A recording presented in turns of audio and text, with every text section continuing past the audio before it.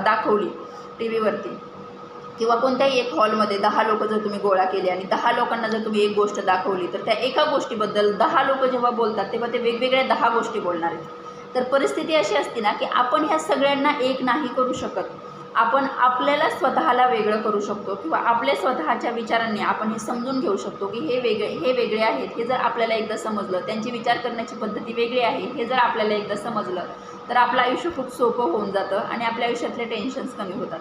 दुसरी गोष्ट हे ॲक्सेप्ट करणं गरजेचं आहे की समोरची जी काही व्यक्ती आहे ज्यांच्यामुळे आपल्याला त्रास होतो आहे, तर ती जी काही व्यक्ती आहे ही तिचं आयुष्य तिच्या पद्धतीने जगते आहे.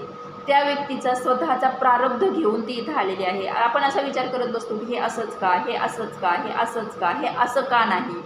इट्स ओके, ते तसंच आहे, ते तसंच राहणार आहे. पण ते तुम्ही बदलण्याचा प्रयत्न जर करायला लागलात तर तुमच्या लाईफमधले कॉम्प्लिकेशन्स वाढणार आहेत.